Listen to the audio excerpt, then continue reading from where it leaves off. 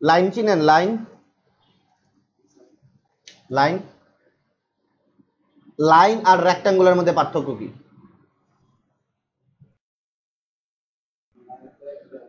হুম, আচ্ছা, মনে হবে জিনিসটা একই রকম। আমি একটু ভালো জিনিসটা বুঝাই ভালো করে।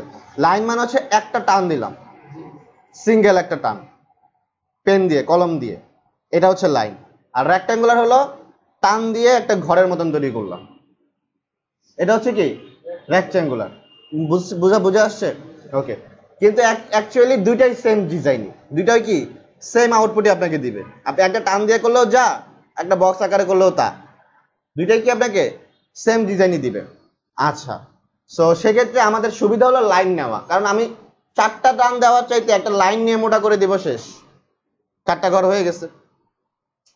লাইনটা নিয়ে সোজা না, আমি যত কাজ আমাকে আগাবে সেটাই। তো এখানে আমার ইনকমপ্লিট ডিজাইন আছে, দেখেন এই ট্রিটা কমপ্লিট না, ইনকমপ্লিট। আর পুরো ডিজাইনটা আপনারা করবেন কিভাবে করবেন? এই যে এখানে আসবেন লেয়ারে, হ্যাঁ, এই জায়গায় লেয়ার 1 দেয়া আসছে না, এটাকে আপনারা কি করবেন, এটাতে ক্লিক করে লক করে দিবেন, ঠিক আছে? তার উপরে কি করবেন, নিউ একটা নেবেন। এখন এটার উপরেও করতে পারেন, অথবা আপনারা চাইলে এটাকে জেপিজি বের করে নিয়ে দেখে দেখে দেখে দেখে আবার তৈরি করতে পারেন, ঠিক আছে? এখানেও চাইলে করতে পারেন, আবার কি করতে পারেন, আলাদা করতে পারেন। তাহলে যে নিউ লেয়ার 2 নিলাম, লেয়ার 2 নেওয়ার পর আমি যেটা করব, এটার উপরে আবার ডিজাইনটা তৈরি করব কিভাবে, লাইন দিয়ে। তো লাইন দিয়ে পরে আমি ফিল দিয়ে দিব, সবগুলো একসাথে সিলেক্ট করে নিচে নামিয়ে নিয়ে এসে ফিল কালার দিয়ে দিব, ঠিক আছে? আর পিছনেরটা কি, আর্টবোর্ড। তো নতুন আর্টবোর্ড কিভাবে ক্রিয়েট করে, এই যে আরেকটা। তো শেষের দিকে এটা কপি করে এখানে নিয়ে এসে কালারটা দিয়ে দিবেন, অন্য কালার দিতে পারেন, ঠিক আছে? সো এইভাবে কি করবেন, কাজ করবেন লক করে, ঠিক আছে? আচ্ছা, এটা ইনকমপ্লিট, এটাকে আমি কমপ্লিট করে দিচ্ছি। আপনারা বাসায় গিয়ে এই ইনকমপ্লিটটাকে আগে কমপ্লিট করবেন, তারপরে এটাকে লক করবেন, লক করে আবার নতুন লেয়ার নিয়ে পুরোটা আবার ডিজাইন করার চেষ্টা করবেন, ঠিক আছে? লক না করলে এটা নাড়াচাড়া হয়ে যাবে, এগুলোর উপরে ক্রিয়েট হয়ে যাবে, সব একটার সাথে আরেকটা মিলে যাবে, ঠিক আছে? লক করতে হবে এই জন্য, এটা তো কমপ্লিট ডিজাইন, এটা লক না করলে তো এটা নাড়াচাড়া হয়ে যাবে আপনি যখন আরেকটা কাজ করতে যাবেন এটার উপরে। আচ্ছা, এখন আসি, এই যে দেখেন, এটা কি একটা রেক্ট্যাঙ্গুলার, রেক্ট্যাঙ্গুলার যেটার কোনো ফিল কালার নাই, কি কালার আছে শুধু স্ট্রোক। কিভাবে দেখি, প্রপার্টিসে আসি, স্ট্রোক 1, কালার দেখি, fill colour none, only for stroke. এটা ফিল কালার নট স্ট্রোক, ঠিক আছে? এরপরে আসি, এই যে মাঝখানেগুলো, এইগুলা কিন্তু আবার লাইন, এগুলো কি লাইন, দিস ওয়ান লাইন। উইন্ডোটা কমপ্লিট করা হয়েছে লাইন দিয়ে, এটা আবার কমপ্লিট রেক্ট্যাঙ্গুলার না, কিন্তু এতটুকু ছোট রেক্ট্যাঙ্গুলার নেওয়া যায়, কিন্তু আমরা সেক্ষেত্রে লাইন নিলাম। ওকে, এই যে এগুলো লাইন, ঠিক আছে? আবার আসি আমরা, প্রথমে আমরা ট্রিটা কমপ্লিট, এই পিছনের নিচের লাইনটা কমপ্লিট করবো, তারপর ট্রিটা কমপ্লিট করবো। এই যে দেখেন একটা লাইন টুলস আছে, ঠিক আছে? লাইন, লাইনে সবসময় কি হয়, স্ট্রোক কালার হয়, কোনো ফিল কালার হয় না। লাইনে কি হয়, অলওয়েজ স্ট্রোক কালার, কোনো ফিল কালার নেই। তাহলে কালারটা আমি চেঞ্জ করে কি দিব, ব্ল্যাক। ওকে, একটু মোটা করে দিলাম।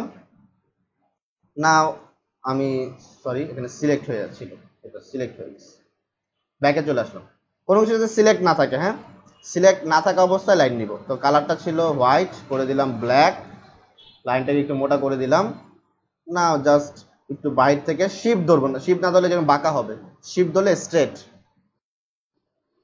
এই, ঠিক আছে? ঘরের যে নিচের রাস্তার অংশটা আছে, সেটা মানে বিটটা ছিল না, এটা আমি দিয়ে কমপ্লিট করলাম। কারো যদি মনে হয় যে বেশি হয়ে গেছে, তাহলে কমাই দেন, ক্লিয়ার, আরো কমাই দিতে পারবেন। সেটা ছিল কি লাইন। এবার আসি ট্রিটাকে, ইনকমপ্লিট ট্রিটাকে কমপ্লিট করবো একইভাবে লাইন নিয়ে। সো দিস ওয়ান শিফট ধরে টেনে নিব, তো চিকন করে দেই। ওকে, ওকে, নাও আবার লাইন নিব, এবারে ডালপালা দিব আর কি। তো ডালপালা দেওয়ার জন্য এখান থেকে একটা উপরের দিকে দিলাম, শেষ। সবসময় মুভ টুলে চলে যাব, মুভ টুল নিয়ে এবার ব্যালেন্সে আসতে পারবো। আবার আমি এখান থেকে নিয়ে, তাহলে ট্রি কমপ্লিট, ঠিক আছে? ট্রি কমপ্লিট, একদম সিম্পল। বাঁকা তারা নিতে চাইলে শিফট ধরবেন না, আর সোজা নিতে চাইলে মানে স্ট্রেট যদি করতে চান তাহলে শিফট ধরবেন, তাহলে কমপ্লিট ট্রি। সো এইভাবে এখন যে কমপ্লিট ডিজাইন হলো, এখন আপনারা এটা কি করবেন, লক করে দিবেন। এই যে layer, this one locked, new layer, এরপরে এটাতে আর্টবোর্ড, এটার উপর আবার কাজ করে কপি করে আর্টবোর্ড দিয়ে দিবেন নিচে, তাহলেই হয়ে যাবে। পরে কালার গুলো দিয়ে দিবেন, ঠিক আছে? পারা যাবেন, এটা খুবই সিম্পল। কোনটা? এটা? হ্যাঁ, না এটা এটা খালি রাখছে, এটা একটা ডিজাইন, ঠিক আছে? আপনি যদি কমপ্লিট করতে চান কমপ্লিট করতে পারেন, সমস্যা নেই, কমপ্লিট করতে পারেন। এটা এভাবে রাখা হয়েছে কারণ আপনি কমপ্লিট করবেন, সমস্যা নেই। তো আমি তো এই দুটা কমপ্লিট করে দিলাম, এখন আপনি এটা কমপ্লিট করবেন, ঠিক আছে? আচ্ছা, এটা তৈরি করতে পারবেন কি দিয়ে?